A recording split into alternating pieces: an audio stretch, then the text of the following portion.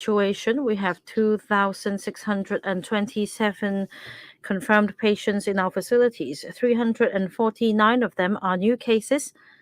And for those requiring isolation facilities, 517 are in isolation wards, 171 in second-tier wards, and 638 others in Hong Kong Infection Control Center of Hong Kong Lantau Hospital, and 199 in Asia World Expo treatment facility. 224 of them are new cases. Yesterday, we also received 7 more patients in critical conditions and 21 in serious condition. And among the inpatients, there are 48 in critical condition and 58 in serious condition. And 14 patients in critical condition are now in ICU. In United Christian Hospital, this morning, there was a report about a child in critical condition. A 15-month girl had fever on the 30th of August with an RAT positive result. And starting in the small hours of today, she got infected. Her case has been confirmed, and she was admitted to A&E department, followed by a transfer to the children's ICU unit. And afterwards, she stopped convulsions, and she could be spared from breathing support, but because of her condition, she's now listed as in critical condition. As for death cases, there are 11 more death cases, 5 males, 6 females, from 78 to 94 years old. 7 of them did not complete the 3-dose vaccine regime, and 1 of them did not have any jab at all. And among the 11 death cases,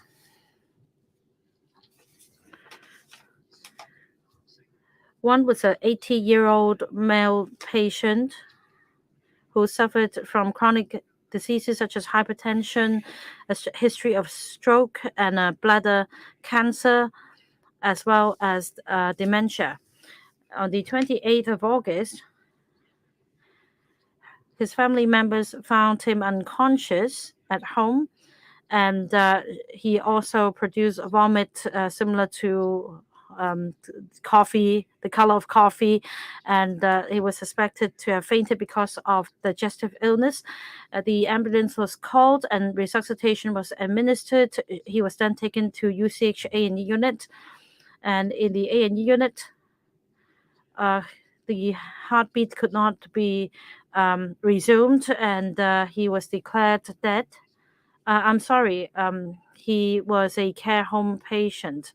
In the residential care home for the elderly, he was found unconscious. On the 28th, the RCHE conducted a test for the patient. The result was positive, and the result was also declared on our platform. And according to our colleagues in the hospital, despite having a positive result of COVID, his death may not be related to COVID-19 because of the coffee-like vomit. He was suspected to have intestinal bleeding, and his case has been transferred to the coroner's court, and the cause of death will be determined. As for the remaining 10 cases, the deceased aged from 78 to 94 all had chronic illnesses, including DM, hypertension, renal failure in the late stage, stroke history, dementia, as well as arrhythmia, and also ventricular fibrillation. We believe that for the 10 death cases, the cause of death have to do with COVID. As of yesterday, 310 patients have recovered, including 280 who have been discharged from hospitals, and 10 patients are found to be positive via hospital admission screening, and 17 other patients in the same ward are listed as close contacts. As for HA staff members, we have 174 more members infected with COVID, and also 17 patients in the same wards are listed as close contacts.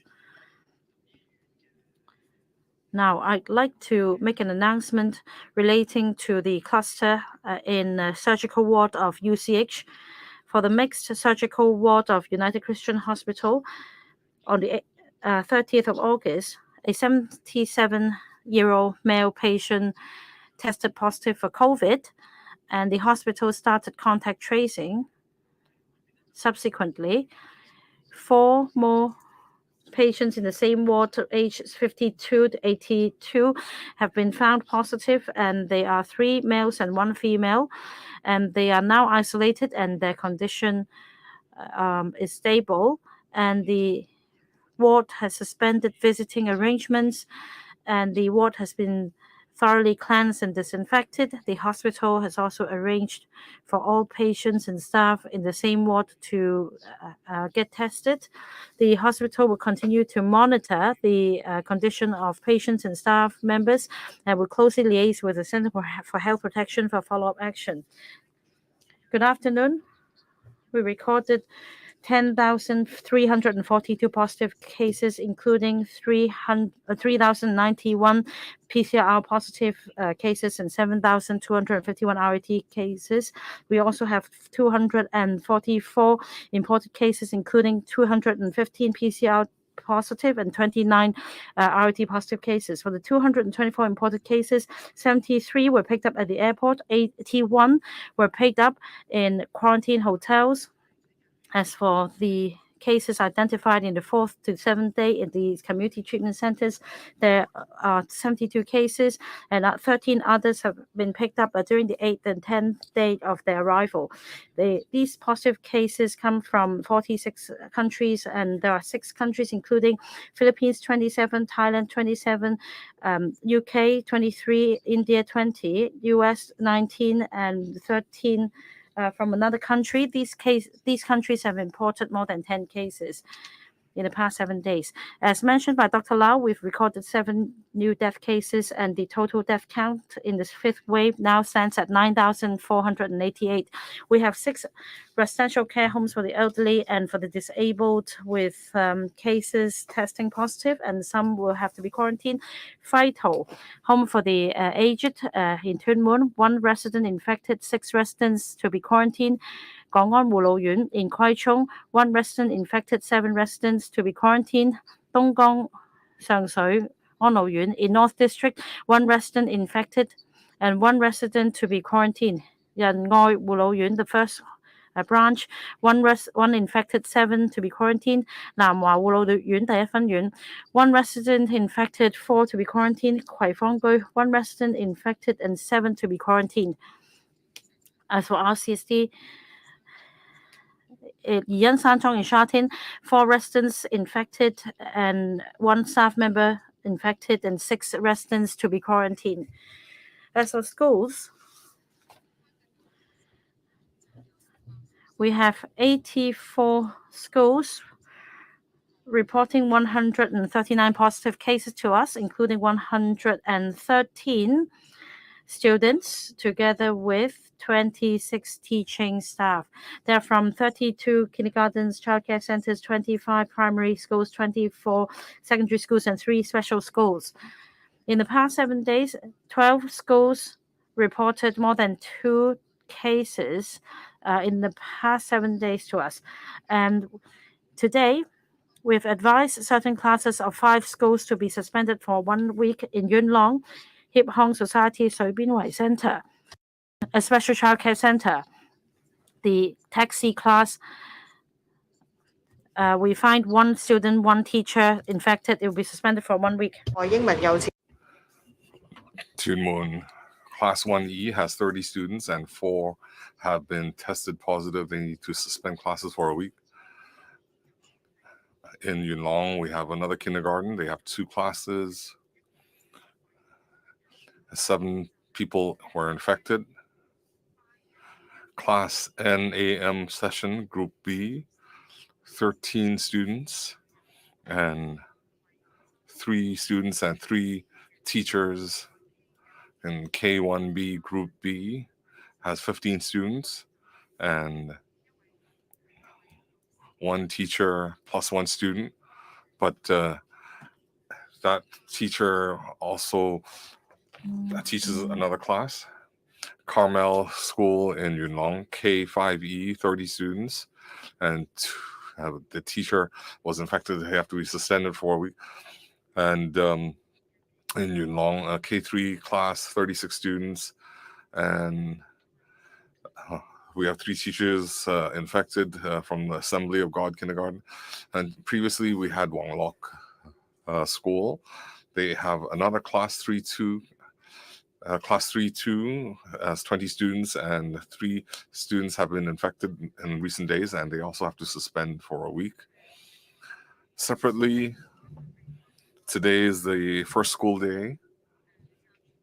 Education Bureau has informed the students and teachers to do testing.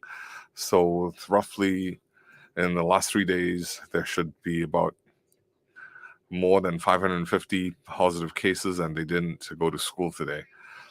Regarding the mutation strain, today BA.4/5 mutation strain, the ratio has increased slightly. It's about 60%. If you work out the ratios, then BA.5 is 52.8%, BA.2.2 is 33.5%, and the rest are BA.4 at 7.2%, and 6.5% for BA.2.12.1. I also want to highlight that school has started. The hospital authority figures are going up, and we see in the coming few days we're seeing some serious children cases. We don't want to see this occur, so we urge everybody to get their children vaccinated, and the government will reduce the vaccination passport age to 5 years old, and they need to get 2 shots. And by next week, we might have some details coming from the government. So there will be about a 2-month transition period for parents to get their children vaccinated. That concludes my report today. Q&A session. Before you ask questions, please identify your media outlet.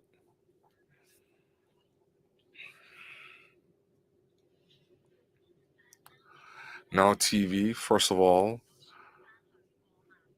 we now have more than 10,000 cases. So how does CHP assess the risks in the future? What will the trend be? Will we need to tighten social distancing? And for designated venues, do we need 24-hour RAT testing? And regarding the child case, you said there was a 15-month baby girl. So aside from the 15-month baby girl, how many infected children are in ICU or in serious condition? Now, previously, there was a 17-month male boy. There is a rumor saying that he has meningitis. Now, the CE has said that there are talks with the mainland regarding a reverse quarantine. So is the loop area in a standby mode? So will the whole premises be set aside for quarantine, or have we set aside some space in case we have a larger outbreak? Well, you see the figures are going up. Hong Kong U ratio is 1.36. It's going up. And we see BA.5, the trend is going up. And roughly half the cases are the mutation strain. So there is room or a possibility that it will go up. So we cannot predict how fast the cases will increase. We're keeping a close eye on the number of hospital admissions or the capacity of hospitals. The HA figures are more concerning. We hope that the cases don't have a negative impact on hospital services. Regarding the CE's quarantine policies, I know that there are some experts who will weigh in on this issue, and we can hear from them. The 17-month Princess Margaret boy, yesterday, the doctors did a test for him, and it was acute meningitis arising from COVID. So the hospital is providing care for meningitis. He's intubated. His vital signs are stable, but he's in a serious condition. Now, we also had a case in Tuen Mun Hospital, 5 years, 9 months old. She is still in ICU, and if you include today's 15-month baby girl, just now we said she had fever and convulsions. So they are in ICU right now, but they can breathe on their own. They don't have any more convulsions. A brain scan indicates that everything is normal.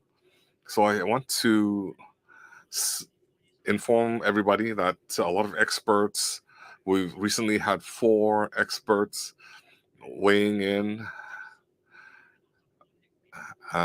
saying that the most effective way to reduce serious symptoms, such as high fever, fever leading to convulsions. We also want to prevent severe meningitis, and we also want to prevent inflammation. So vaccination can protect children. Whenever we talk about children, it's heartbreaking and it's saddening. If you can use the opportunity to get vaccinated, get your second, third shot, and if you're infected, then it reduces the likelihood of serious complications, and even we don't want to see death. Next question.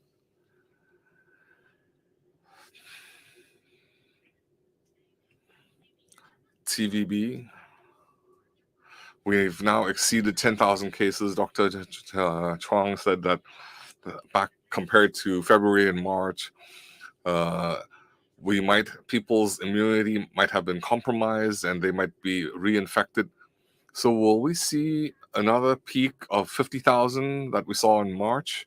Will there be compulsory vaccination? Will the 4th jab be made compulsory?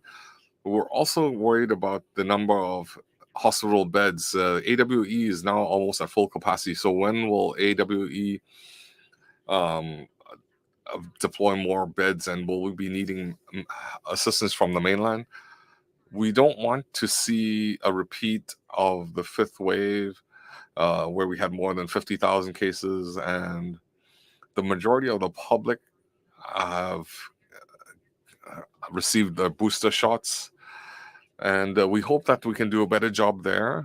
And if the immunity is compromised, that's inevitable. But if you've kept up with your jabs, we hope that we won't see a repeat of the previous peak.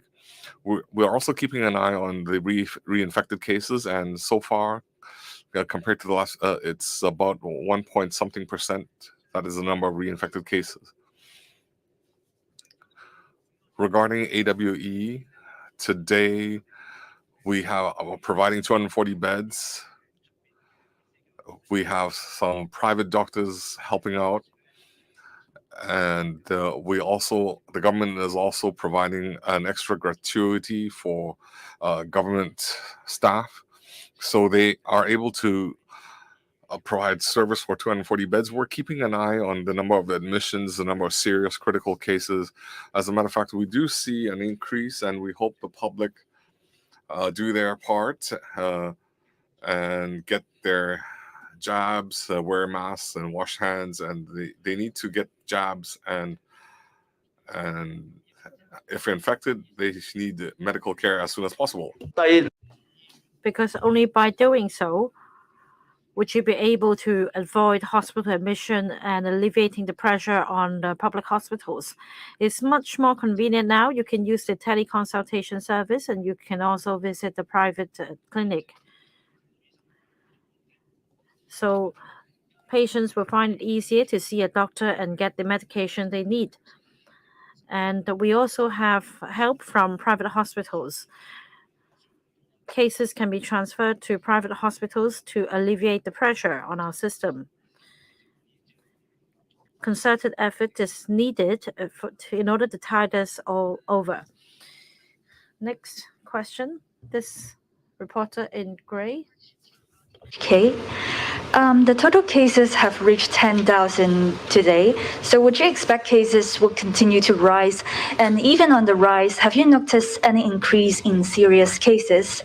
And also the government has announced plans to extend vaccine pass to those as young as 5. So how effective do you think it will boost vaccination rate among young children? Thank you. We still have an increasing trend of the number of confirmed cases. So the number of cases exceeding 10,000 is within our expectation. The proportion of severe and death cases has not yet been increased, but of course the absolute number has been increasing because of the increasing in the denominator. So we will be closely monitoring the situation, and we are more concerned about the burden to the hospital authority, the bed numbers, and the services. And we would like to encourage the children to receive vaccination as soon as possible, especially before the winter season, because so that the government is planning to reduce the age limit of the vaccine pass to 5-year-old. Next question. On the left-hand side, this gentleman. AM 730. Good afternoon.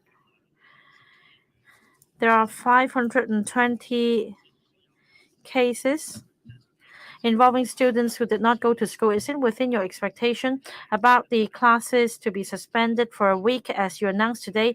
Did they relate to earlier infections? And what about the total number of students and teachers who have reported testing positive today? As for the vaccine pass requirement, there is a consideration to reduce the age limit to 5 years old. How would the government consider that the fact that children may not have their mobile phones? And what vaccines should be administered for children? Is it Sinovac or BioNTech?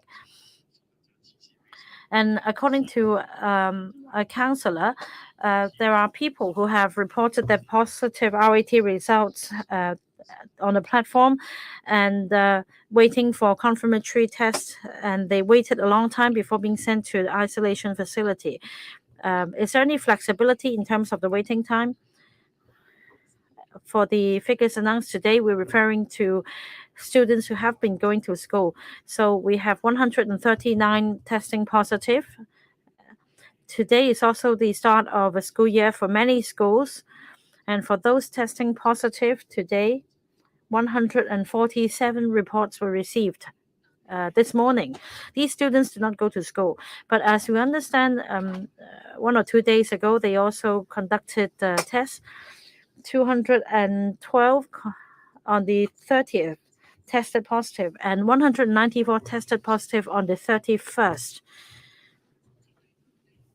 Well, these figures seem to be lower than what we expected in terms of the proportion of students in the community. That should be at least 1/10.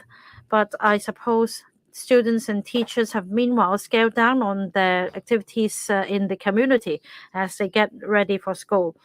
As for vaccine pass, I understand that not all of them have mobile phones, so it's all right to use other alternatives. As for the RAT positive result, after the results are declared on the platform, and once you have uploaded your identity documents, and once we issue an isolation order, the case will then be referred to other government departments, and the subject will be transferred to an isolation facility if necessary. It doesn't have to do with the final check. The total number, how many school children did not go to school or did go to school, rather? some 590,000 students, as well as 90,000 teaching staff went to school today. Next question. Left-hand side, this gentleman in white. I'm from Ming Pao. Dr. Lau, about the 17-month boy.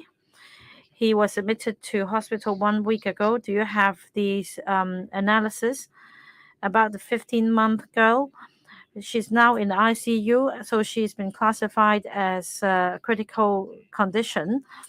But are there special circumstances to list her as in critical condition? Can you provide more information?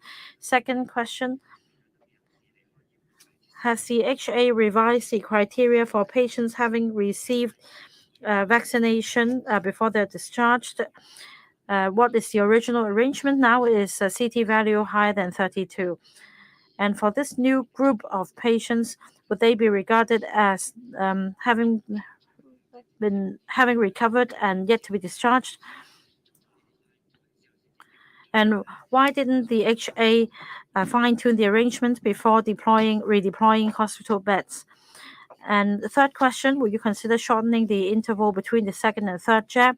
And there are different definitions for children of different ages in terms of completing the vaccine regime. Why is it that the government stance is that 2 doses should be completed? We want to make it simple. So at the moment, our criterion is a 2-dose regime. As for other details, we should wait for a further announcement from the government. As for the 17-month boy in Princess Margaret Hospital, as mentioned just now, having done some tests, the diagnosis is acute meningitis caused by COVID, and relevant treatment will be provided. We'll keep in view his situation. He is now intubated, but his vitals remain stable.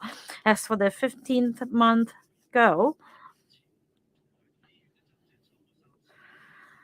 she had 3 rounds of convulsions, both before and after being admitted in the hospital. She also had fever.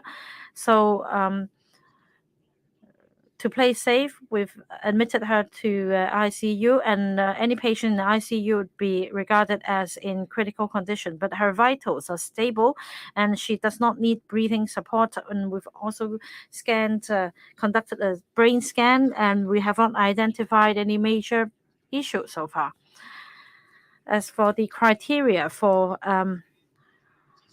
removing the isolation order of a patient, we have made some adjustments. Having taken the advice from the CHP, starting today, we have fine-tuned the arrangements for canceling the isolation order of confirmed patients. Now, for patients who have not completed the 2-dose vaccine regime, the patient should be isolated for at least 14 days. And the isolation order will only be scrapped if the patient meets other clinical conditions.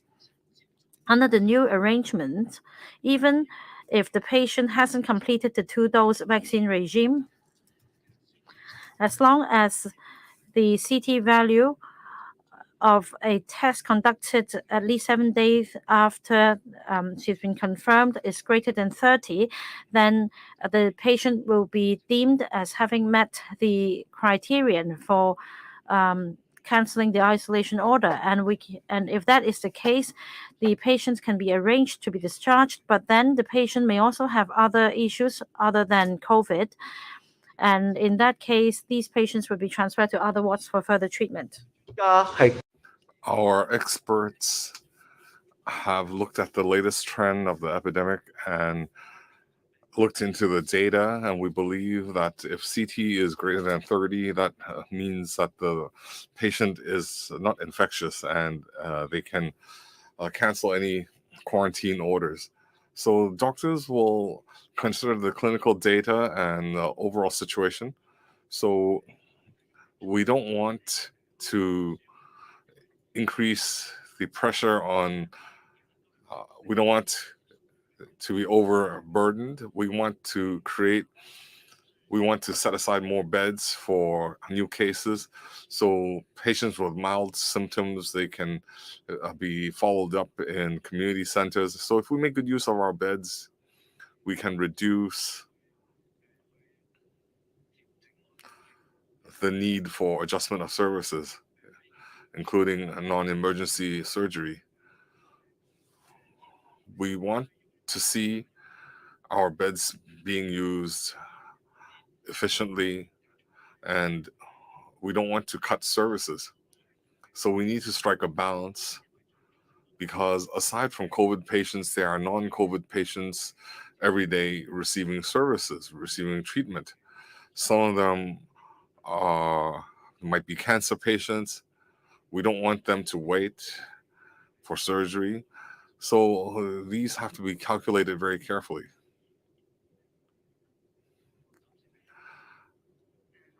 Next question.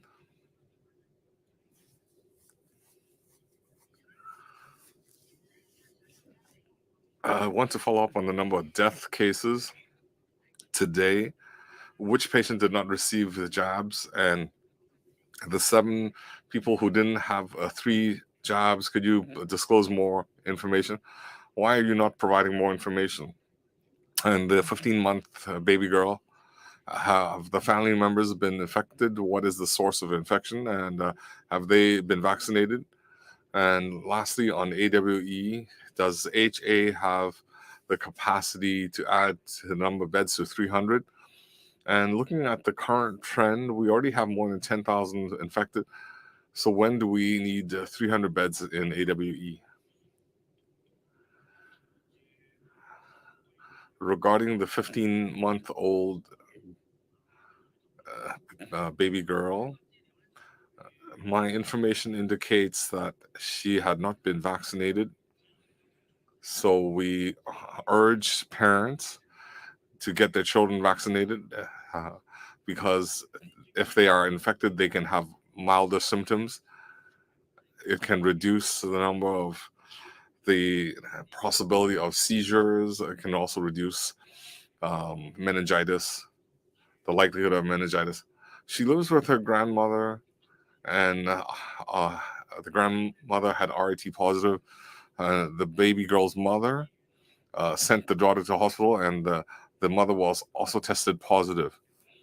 The mother and grandmother have received 3 jabs each. Coming back to the patient with no vaccination, she is a 94-year-old patient, has diabetes, hypertension, blocked airways, anemia, and had difficulty breathing at home for a few days, had a fever. On 20th of August, she went to Tin Soi Wai A&E, RAT positive. Her lungs were opaque, and CT value was 18.7. When she was admitted, we had prescribed different medication, including Reservidir, but in the ward, her condition deteriorated, and she passed away on the 31st. The other cases are similar. And of course, the number of vaccinations would be different, but they all have chronic disease, and when they were admitted to hospital, they had COVID symptoms. They were RAT positive, PCR positive. So when the hospital sees their background condition and COVID worsening their condition, and that led to their death. What was your other question? AWE. As I said just now, we would like to use existing resources to handle patients, including hospital bed, AWE beds. So in AWE, before we add extra human resources, we are deploying private doctors. We don't have to deploy doctors from the clusters, We have private doctors and nurses, and we also have staff working in AWE. They are given an extra gratuity to work overtime, so we can add the number of beds to 240. So we will keep an eye on the situation. We're now in phase 3 when we have more patients.